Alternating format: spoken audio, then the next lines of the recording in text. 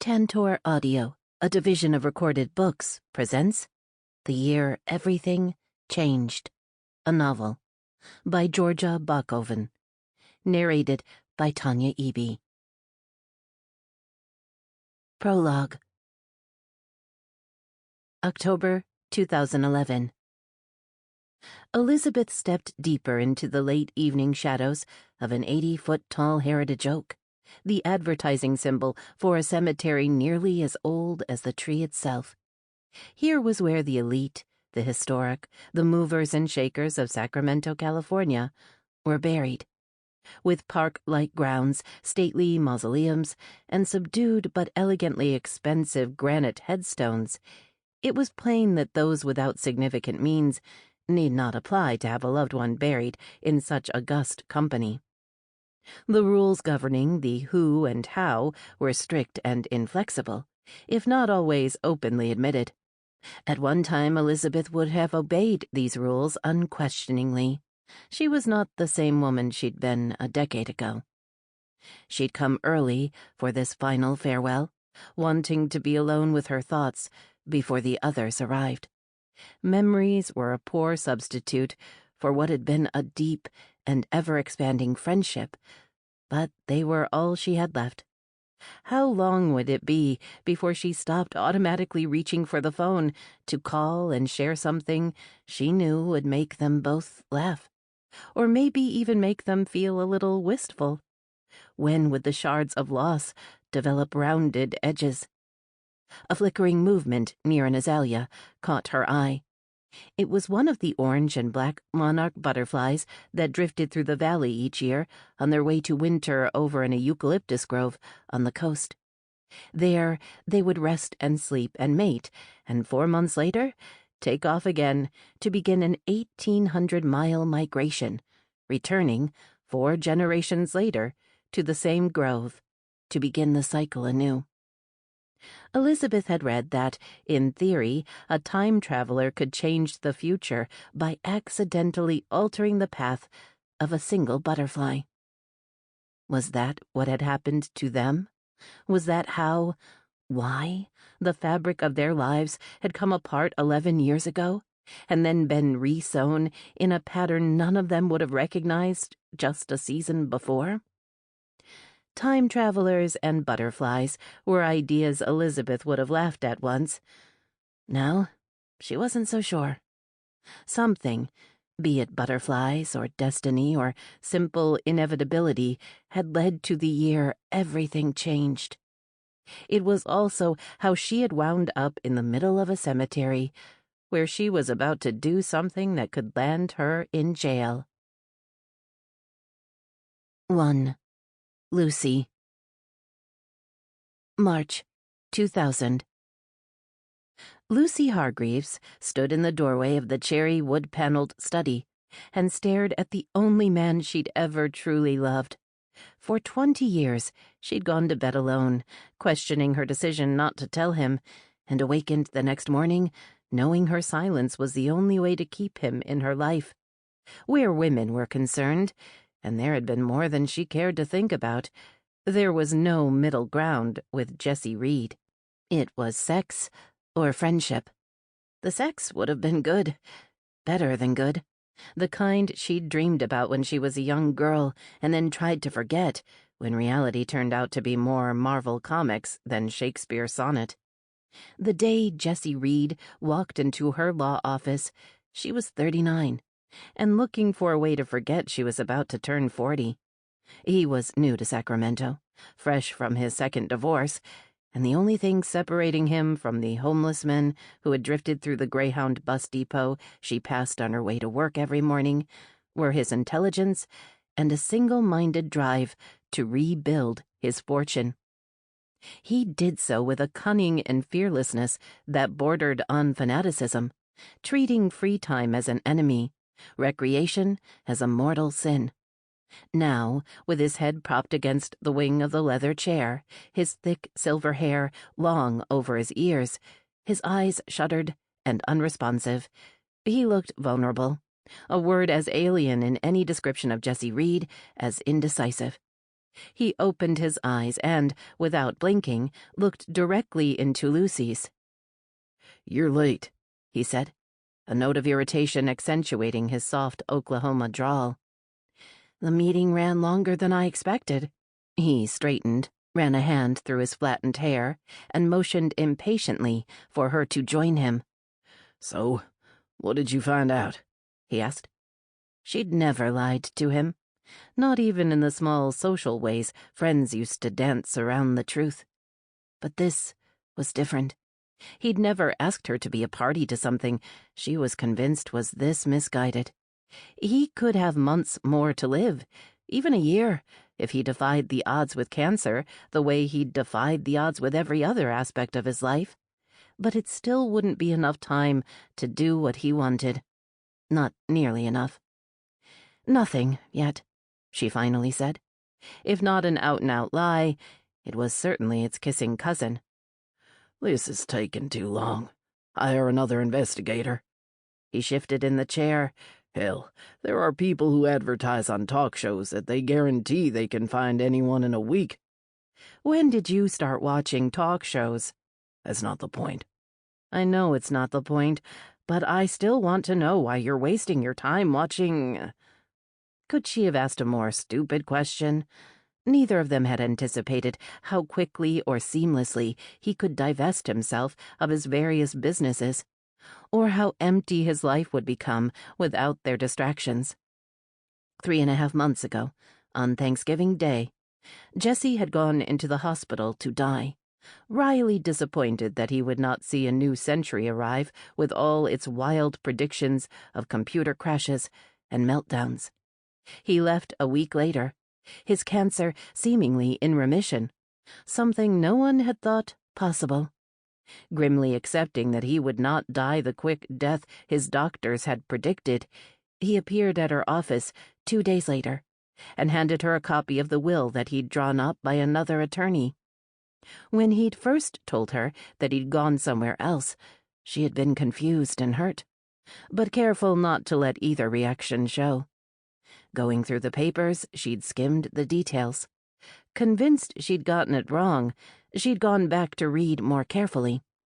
Finished, she sat back in her chair and stared at the man she'd thought she knew, too stunned at the revelations to say anything for a long, long time. "Talk shows are like doing research," Jesse said. "I've discovered there's a whole world out there I knew nothing about. It's time I learned. I think I've even figured out the appeal. It's like watching people who've been in a train wreck jump out the windows so they can steal what fell on the track. You can't believe what you're seeing, and you feel guilty because you're looking, but you can't close your eyes or turn away." "So I've heard. I just never thought I'd be hearing it from you." "Don't judge me too harshly, Lucy," he said, giving her a chastising smile. "It stops me from thinking too much. Gives me something to do." "You mean something other than what I've already suggested?" He eyed her, curious, then said, "I don't remember what you suggested."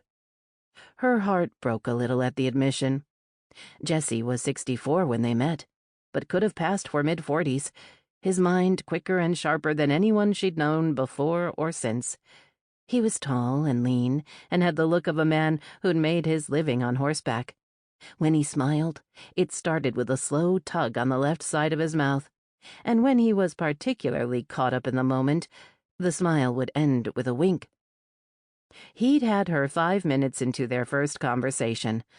From that day, she had measured every man she met by a new standard. "Visit the charities you named in your will," she gently reminded him. "Give them a chance to thank you in person." "Why would I want to do that?" "Because it will make them feel good." "Not as good as a check will." "That's not the point. Let me arrange one meeting. If you don't like it, then you don't have to." Jesse leaned forward, placing his hand against his side as if he could hold in the pain. "No." "All right. What about a trip? Nothing long or strenuous. Just a day or 2. She stopped to think. The Golden Gate Bridge wrapped in fog. Lake Tahoe. Wine country. My brother still works for Opus. I could arrange a private tour. Jessie smiled wryly. Did you ever play that game where you were supposed to say what you would do if you knew you only had a month to live? He wiped his hand across his face, stopping to rest his elbow on the chair arm and prop his chin on his fist. The answers come so easy when it doesn't matter. Now everything just seems a waste of time. All my life I traveled for the experience and the memories. What good are either now? I could take some time off? The small catch in her voice kept it from sounding as casual as she'd intended. Oh, we could go together. His gaze pierced her shell. Don't go getting all maudlin on me, Lucy. I've led a good life, lived it on my terms for the most part, and had a lot longer to do it than most. I'm not complaining, just looking for a good exit line. How can I help? You're doing it. I just need you to do it a little faster. Is there no way I can talk you out of this? She understood his need to try to set things right with his daughters before he died. Daughters Lucy hadn't known existed 3 months ago. What she couldn't make him understand was that it wasn't possible. He needed forgiveness. They needed answers and a target for a lifetime of pain. She was the child of divorce and emotional abandonment. She understood what Jessie's daughters had gone through, what they were still going through. In their anger, they would break his heart and consider it their right. If Jessie had another 20 years, it still might not be enough time. There's nothing you can say that could get me to change my mind, he said softly. I know you believe I'm doing this because somewhere in the back of my mind, I think they're going to come running into my arms calling me Daddy. But nothing could be further from the truth. I'm doing it because I can't face dying without trying one last time to tell them I'm not the total son of a bitch they have every right to believe I am. I might have walked away, but I never forgot them. He braced his hands against the chair arms and pushed himself into a standing position. It wasn't that the cancer had made him appear his true age, as much as it provided benchmarks for his disintegration. When I decided to do this, I told myself it was for them, to give them what little peace of mind I could while I still could, and damn the consequences to myself. I wish that were true, Lucy. With everything I have, I wish I were that selfless. Unflinchingly, his gaze met hers. I'm doing this for me. It's the only way I can have any peace. He went to the desk, opened a drawer, and took out a sheet of paper. I found the address I had for Elizabeth when I tried to get in touch with her a few years back. Lucy took the paper. 15 years ago, Jessie found his oldest daughter living in Fresno and called her.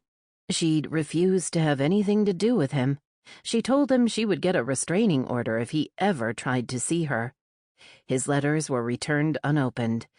After a year, he stopped trying. When they'd gone over the information the detective would need to find Jessie's 4 daughters, Lucy asked if Elizabeth was the only one he'd ever tried to contact. She simply couldn't believe the man she knew would abandon his children, the way her father had abandoned her. Jessie had hesitated before answering, plainly upset by the question. She'd let it go then. Now she decided to try again. You never tried to find anyone but Elizabeth? He looked away from her, his gaze fixing on the bookshelves behind his desk, shelves that held the treasures and trash gathered during a lifetime of incredible wealth and abject poverty. There were first editions of Hemingway and Twain, arrowheads he'd found on his family farm in Oklahoma, a spent bullet discovered in a plowed field in Gettysburg. One shelf stood out from the rest, the one he stared at now. Centered, propped on a wooden stand, was a small, hinged box. Inside was a Purple Heart medal, attached to a tattered and faded purple and white ribbon. The bronze relief wore nearly featureless. Years ago, Lucy had started to ask about the medal when the look in Jessie's eyes stopped her. She'd never tried again. A while back, I heard through an old business partner in Mexico that Christina was back in the States going to college in Arizona," Jesse said. "After what happened with Elizabeth, I was—" He faltered. "Let's just say I was hesitant to contact her outright, so I went to Tucson to see a play she was in." "And?" Lucy prompted. "I didn't recognize her. I had to look at the program to figure out who she was. She was 3 or maybe 4 years old the last time I saw her. How foolish I was, going there thinking I'd find the little girl I remembered. And how was she supposed to know me?" He shrugged, physically reinforcing his decision. "Still, I tried. Stupid thing to do, but I stayed around for that thing they have afterwards where the audience can talk to the actors. I watched her for a long time before I finally came up with something to say that wouldn't scare the bejesus out of her.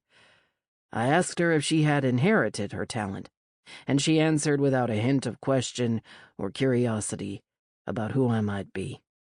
I tried to come up with a reason to tell her who I was." He let out a deep sigh, then finished with a sad smile.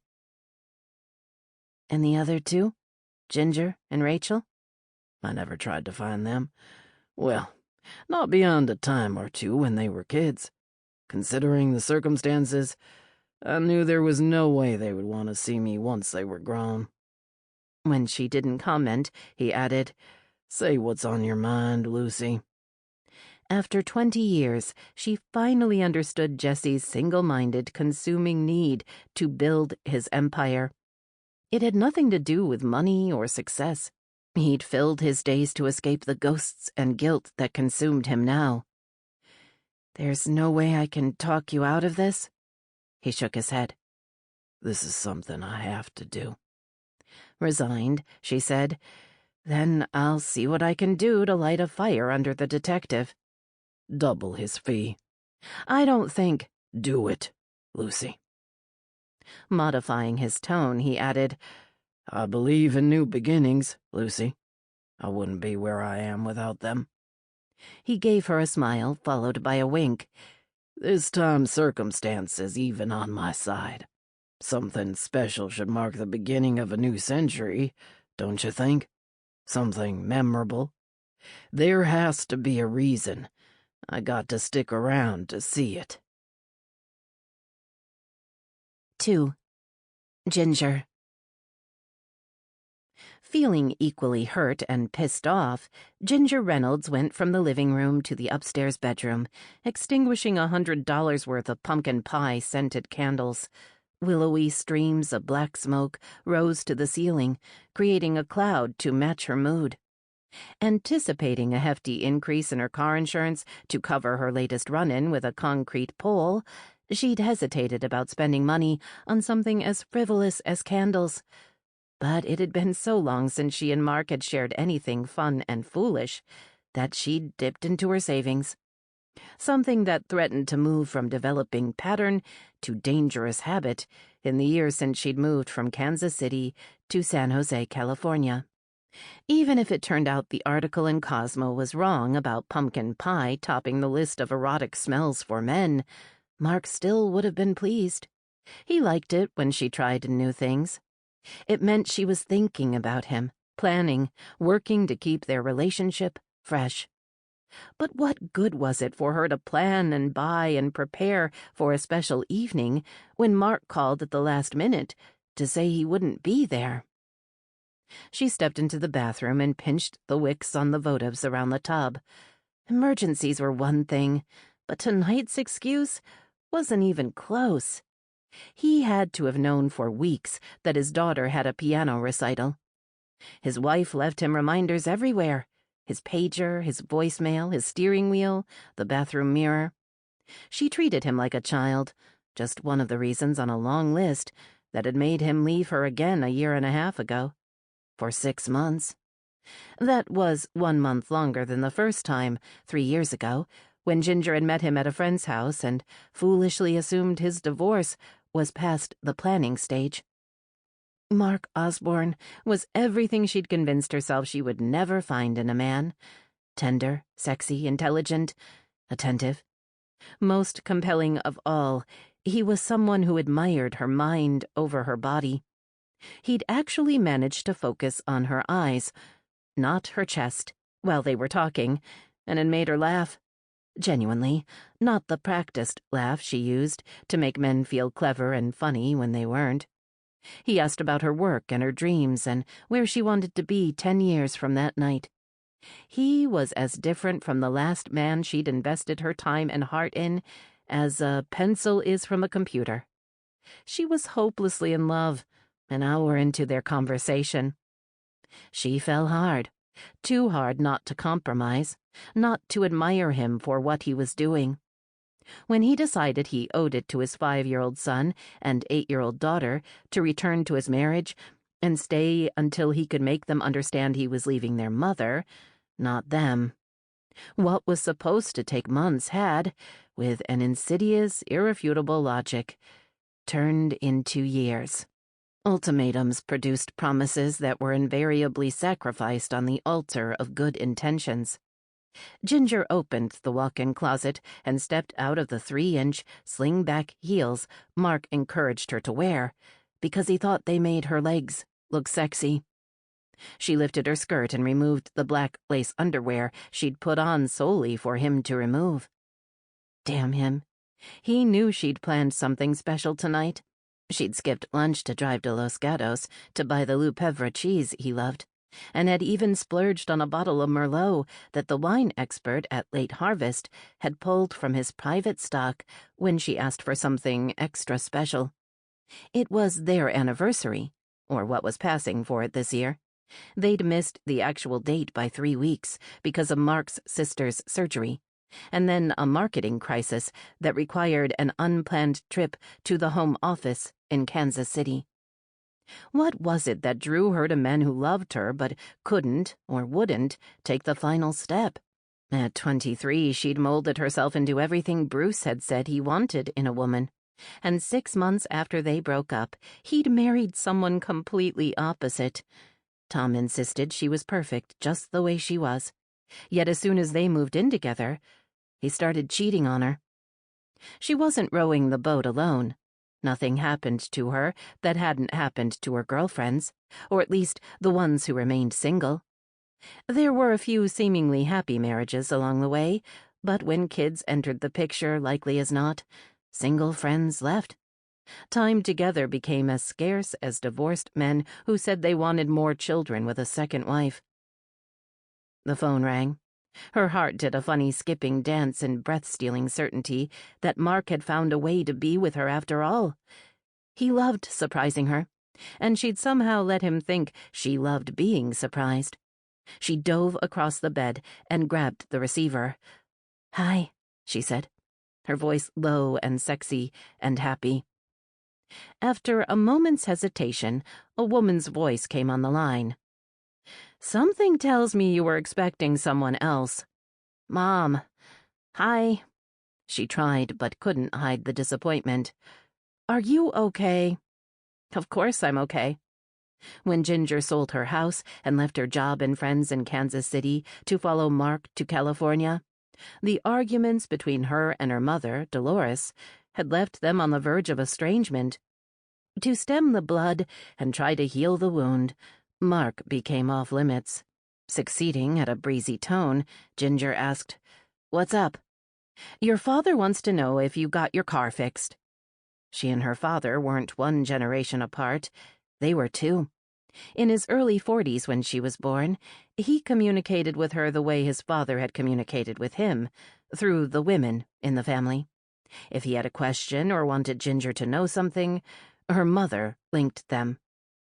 "Not yet," Ginger admitted. A hand over the mouthpiece muffled what came next. "She says not yet, Jerome." Ginger waited.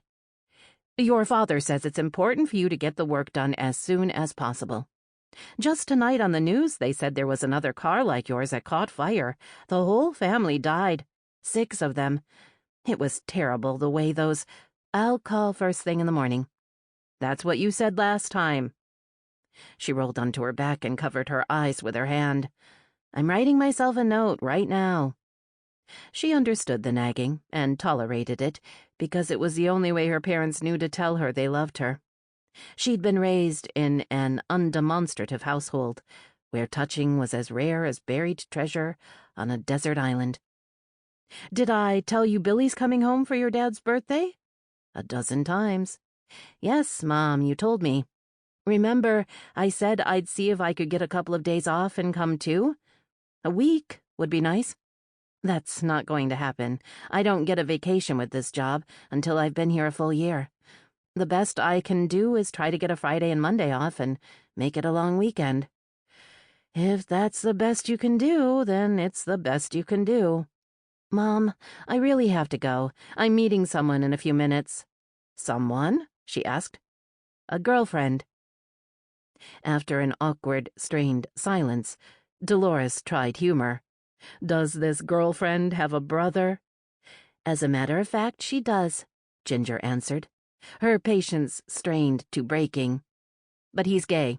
Without missing a beat, Dolores said, "I understand there are places people like that can go now to be cured." Ginger was speechless. And then she laughed. "I love you, Mom. I'll call in a couple of days when I have more time to talk. Don't forget about the car." "I won't. Bye." For a long time she sat on the edge of the bed and stared unseeing at the parking lot behind her condo. She hadn't just wanted Mark there. She'd needed him. And not just for the sex. Cut off from her friends in Kansas City, who'd tried to talk her out of following Mark to California, and slow to make new friends in California, she was achingly lonely and desperately missed having someone to talk to and confide in. The women she liked, whom she'd met at work and at the gym, all had lives and loves and careers that left them too busy for anything beyond a cup of coffee or occasional lunch. Friendships, at least the kind Ginger longed for, required time and nurturing. It was something she'd never say aloud, not to Mark, not to anyone. Lonely people were needy people, and needy people were pathetic. She was running out of time. No matter how hard she worked at the gym, her breasts weren't as high or as firm as they'd once been, and no matter how religiously she applied creams and lotions and makeup, the lines at the corners of her eyes seemed to grow deeper every time she looked in the mirror. She was showing her age. Not in the careless way the women pushing strollers and hauling kids back and forth to school and music lessons and baseball practice were, but in a more frightening, trying too hard not to let it happen way. In 4 years, she would be 40. The thought made her sick to her stomach. She'd be able to get away with claiming 36, just as she was able to claim 32 now without raising eyebrows. But even 36 was old to the men who were her peers. When they reached 40 and decided it was time to grow up, they went looking for sweet young things who were easily impressed with money and experience, and who wouldn't have to spend a fortune at a fertility clinic to get pregnant. Ginger's stomach rumbled, reminding her she'd skipped lunch. She was hungry, a dangerous kind of hungry, the kind that fed her soul over her body. If she didn't get out of there, she was going to do something stupid, something to feed the 300-pound woman who lived inside her 112-pound body, a woman she had to battle every minute of every day. Ignoring both the real and imagined hunger, Ginger changed into her sweats and running shoes and headed downstairs. She'd pinned her house key to her pocket and was leaning against the door to stretch her calves when the doorbell rang. This time, she refused to get excited, to even consider the possibility it might be Mark. It wasn't. "Sorry to disturb you at dinner time," the condo manager said, running a hand over his bald pate.